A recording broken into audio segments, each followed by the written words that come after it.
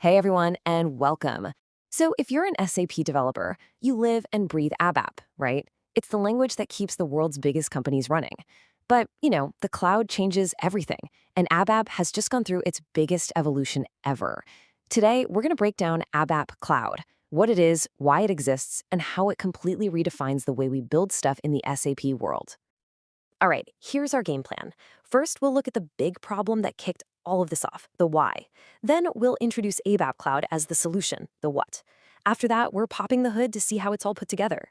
We'll also cover some key new terms you absolutely have to know, and then we'll wrap up with what all of this actually means for your day-to-day life as a developer. Let's do it. So let's start at the beginning. Why did we need such a massive change in the first place? Well, it all goes back to a fundamental challenge that pretty much every experienced ABAP developer has had to deal with for years. And this, right here, is the billion-dollar question that SAP had to figure out. The classic way of writing ABAP for all of its power just had some huge drawbacks when you tried to bring it into the modern cloud world of agility, scalability, and, most importantly, constant upgrades. Yeah, and this slide really gets to the heart of it. For decades, the way we extended SAP was to, well, just go in and change SAP's own code. It created these super customized systems, but it was a ticking time bomb. Every single system upgrade became this massive, super risky project of untangling our custom code from the standard SAP code, just praying nothing would break. In the cloud, where systems can get updated automatically, that whole model, well, it just wasn't going to fly. And ABAP Cloud didn't just show up out of nowhere. This timeline shows it's really the result of over a decade of work. It started way back in 2012 with modern tools in Eclipse, then a huge step forward in 2017 with the ABAP RESTful Application Programming Model, we all just call it RAP, and it all came together with the official announcement of the ABAP Cloud model in 2022. Okay, so if the old way was broken for the cloud, what's the big fix? Well, it's time to meet ABAP Cloud. So this is the official definition, and I want you to burn two phrases into your brain. The first one is lifecycle stable. That's a fancy way of saying your custom code is guaranteed to work after an upgrade. No changes needed. And the second is keeping the core clean. That's the whole philosophy that makes this possible. And this whole clean core idea is everything. Think about it like this. The old way of modifying SAP's standard code was like literally knocking down a load-bearing wall in your house. Sure, you got a bigger living room, but good luck with any future renovations. The clean core mindset says, don't touch the walls. Instead, find the official safe electrical outlets, the stable APIs, and just plug your new stuff in. And this chart just makes the difference so obvious. We are moving away from modifying standard code and toward building on stable extension points. We're trading those terrifying, high-risk manual upgrades for smooth, automated ones. And we are leaving behind that Wild West world of unstable, private code for a new world built on public, guaranteed, and released APIs. This is the new deal. This is the promise of ABAP Cloud. So how does SAP actually enforce this new deal? How does it all work? Okay, let's pop the hood and take a look at the architecture. This diagram shows the whole model perfectly. Down at the bottom, you've got your HANA database. Up at the top, you have the services that talk to the outside world. But the real magic, the secret sauce, is in those green layers in the middle. This is where you define your data, your logic, and how you expose it. We're going to walk through each of those layers right now. In ABAP Cloud, everything, and I mean everything, starts with the data. We use something called Core Data Services, or CDS, to build our data models. And this isn't just about defining database tables. It's about creating this smart, semantic layer that understands things like relationships and UI details right from the very beginning.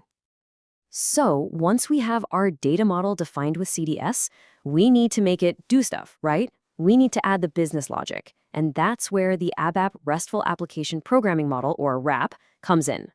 RAP is basically the framework that lets us add all the transactional behavior, the create, update, delete, and any special actions in a really standardized and efficient way. And finally, our data model is smart. Our business logic is in place. Now we just have to open the doors to the world. This top layer is all about creating stable services, like OData for Fiori apps or other web APIs for different systems to call.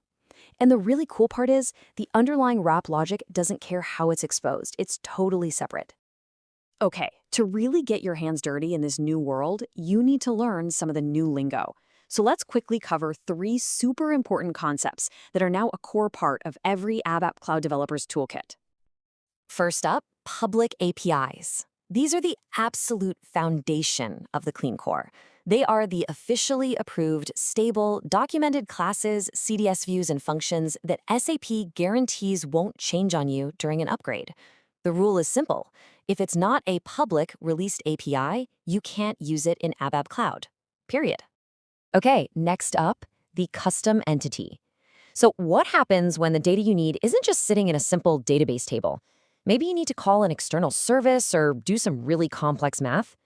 A custom entity is your escape hatch. It's a special CDS view that lets you write your own ABAP class to go get the data from literally anywhere and then serve it up neatly within the wrap framework. It's incredibly powerful. And last but not least, for those times when you just need pure, raw speed, you have AMDPs. That stands for ABAP Managed Database Procedures. This lets you push heavy calculations down from the ABAP server directly into the HANA database. You write the logic in HANA's native language, and for massive data crunching, this gives you an insane performance boost. It's the whole code-to-data idea in action. All right, so we've covered a lot of theory, but the big question is, so what? What does this all mean for you, the developer, when you sit down to start coding on Monday morning? Well, for starters, your tools are changing. Key users and admins will be working in web-based Fiori apps. But for us pro-code developers, there is now only one tool in town, the ABAP development tools for Eclipse, or ADT. The classic SAP GUI transactions, like SE80, they're not part of this world. For ABAP Cloud development, ADT is now mandatory. And honestly, this checklist right here sums up the new rules of the road. You gotta embrace that clean core mindset. Only use released APIs from SAP. Build your new apps using wrap. If you run into a tricky data source, custom entities are your friend. For heavy lifting, push it down with AMDPs. And you do all of it exclusively inside of ADT. When you get right down to it, ABAP Cloud is so much more than just a new piece of tech. It's a completely new way of thinking. It's about shifting our role from system modifiers to true application extenders. It's a disciplined, modern approach that's getting ABAP ready for the next decade. The question really isn't if this is happening, it's how are you going to embrace it to build the future. Thanks so much for joining me.